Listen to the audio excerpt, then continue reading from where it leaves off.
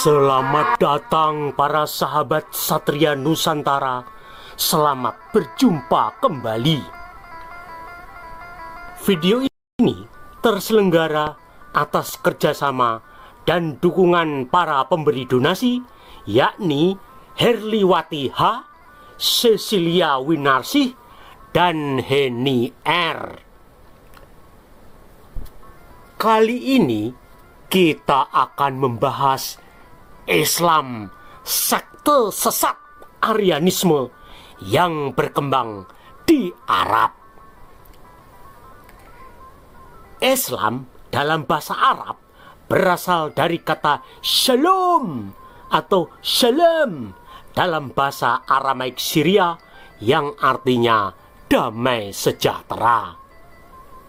Islam berakar dari sekte sesat dalam kekristenan bernama Arianisme. Sekte sesat Arianisme yang berkembang di kalangan bangsa Arab Lahmid di Irak menjadi cikal bakal agama Islam. Sedangkan Arianisme berakar dari Ebionit. Ebionit adalah sekte dalam agama Yahudi atau Judaisme yang menerima Yesus sebagai Mesias atau Juru Selamat, namun percaya Yesus adalah manusia dan tidak percaya bahwa Yesus adalah Allah. Apa yang dipercaya kaum Ebionit bertentangan dengan ajaran gereja para rasul, murid-murid Yesus Kristus atau gereja apostolik yang mengajarkan bahwa Yesus Kristus adalah sepenuhnya Allah dan sepenuhnya manusia. Para pemeluk Ebionit adalah orang-orang Yahudi yang tidak percaya Yesus Kristus adalah Allah. Sedangkan orang-orang Yahudi yang percaya Yesus Kristus sepenuhnya Allah dan sepenuhnya manusia disebut Kristen. Semua orang Kristen pada zaman para rasul adalah anggota gereja Katolik. Baik Ebionit maupun Kristen sudah ada sejak abad pertama Masehi. Arianisme termasuk dalam sekte Ebionit. Pemeluk Ebionit menolak pengaruh filsafat Yunani dan berpegang teguh pada agama Yahudi atau Judaisme. Arius adalah seorang pastor gereja Katolik dari Alexandria yang hidup sekitar tahun 250 hingga 336 Masehi. Alexandria sekarang disebut Iskandariah yang terletak di Mesir. Arius lahir di Cyrenaica, Libya pada tahun 250 dan meninggal dunia pada tahun 333 di Konstantinopel atau sekarang disebut Istanbul, Turki. Arius adalah seorang murid dari Lucianus yang hidup antara tahun 240 hingga 312 Masehi. Lucian adalah seorang teolog Kristen dari Antioquia.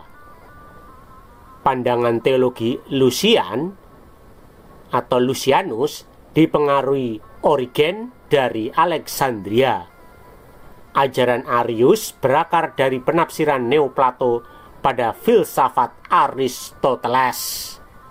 Arius juga dipengaruhi oleh ajaran monarkianisme, yakni sekte sesat kekristenan yang muncul sekitar tahun 190 Masehi yang menekankan monarkisme atau kemutlakan Allah yang diajarkan oleh Theodotus dari Bizantium. Kaum monarkisme pada tahun 330 Masehi menjadi pengikut Arianisme.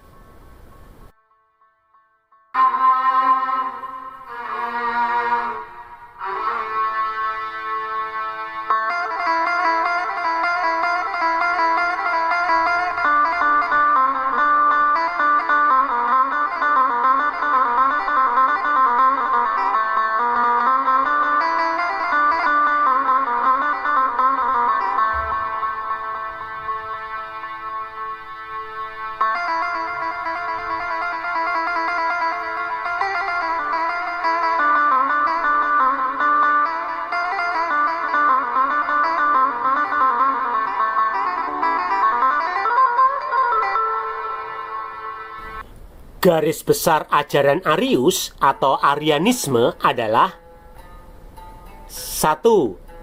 Arius menolak keilahian Yesus Kristus dan menyatakan Yesus Kristus adalah manusia, namun merupakan ciptaan tertinggi dibandingkan semua ciptaan Allah lainnya.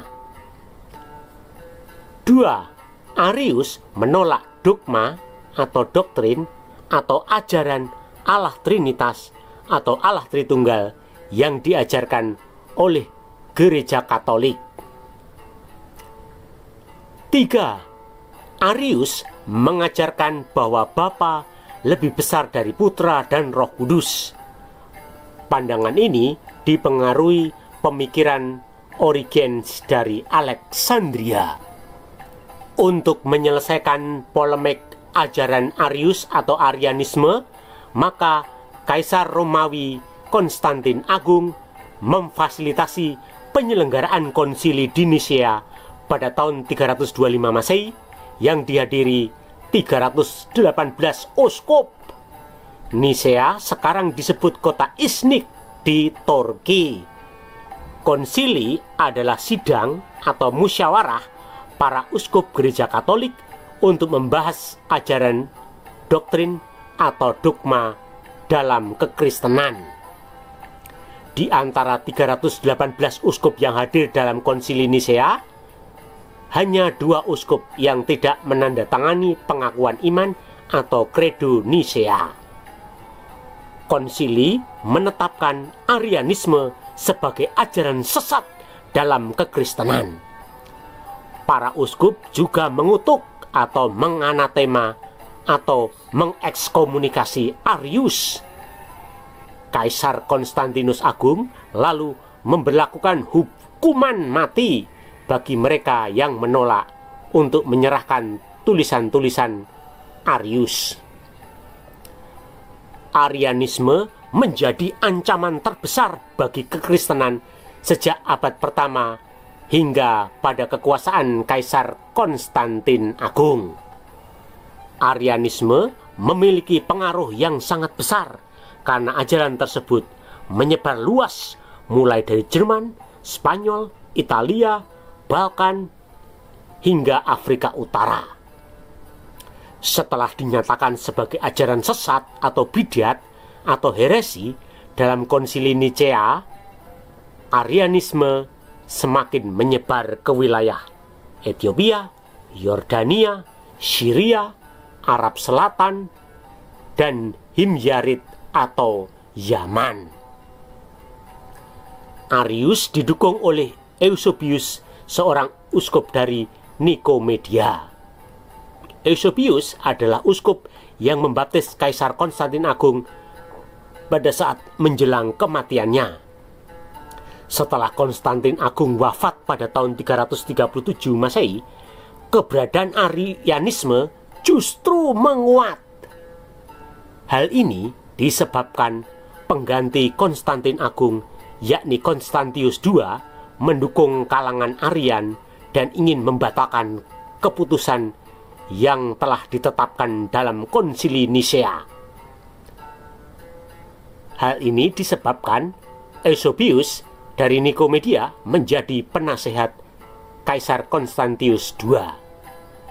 Eusebius kemudian diangkat menjadi uskup Konstantinopel yang memiliki posisi strategis karena menjadi orang kedua terpenting dalam kekristenan setelah jabatan uskup Roma atau Paus.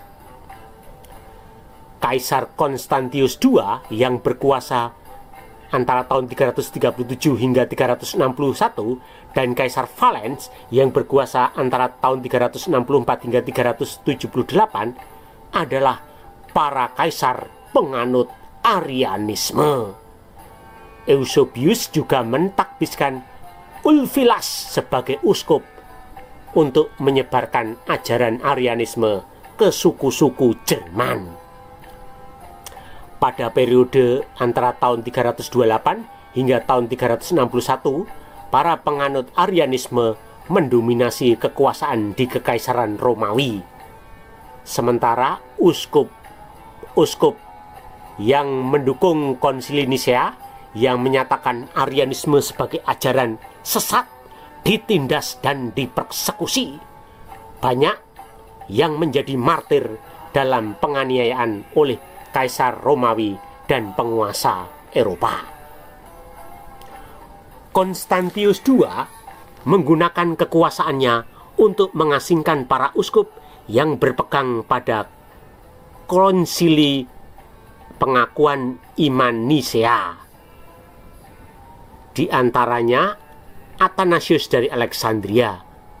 Athanasius melarikan diri ke Roma karena menampung Athanasius. Kaisar Konstantius II selanjutnya mengasingkan uskup Roma atau Paus Liberius, dan ia melantik antipaus bernama Felix II. Namun, semenjak kekuasaan Kaisar Gratianus dan Theodosius I, terjadi perubahan besar. Pendukung Konsili Nisea yang semula dipersekusi dan ditindas oleh Kaisar Romawi dan para penguasa Eropa, lalu berubah 180 derajat. Pada tahun 381 Masehi, Kaisar Theodosius I mendukung Konsili Konstantinopel untuk menegaskan kembali pengakuan iman atau Credo Nisea. Kaisar Theodosius melarang pemeluk Arianisme di Kekaisaran Romawi dan melakukan persekusi kepada para pengikut Arianisme. Sebagai dampaknya, para pemeluk Arianisme melarikan diri ke wilayah perbatasan atau pinggiran kekuasaan Romawi seperti ke wilayah Lahmid di Irak, Himyari di Yaman, dan ke suku-suku Germanik.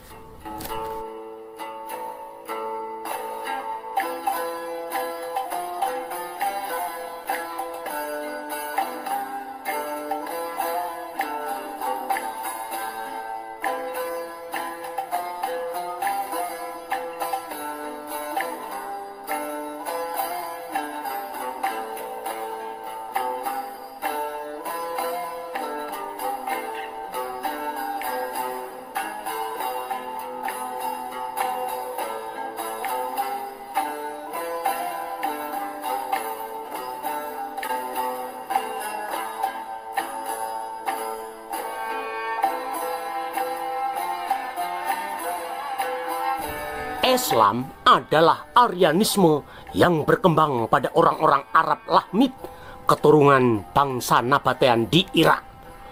Kaum Arianisme yang mendiami wilayah-wilayah perbatasan antara Kekaisaran Romawi dan Kerajaan Persia. Mereka hidup di sekitar Irak, Syria, dan Yaman. Ajaran Arianisme juga memicu terjadinya perpecahan atau skisma dalam gereja Katolik pada tahun 431.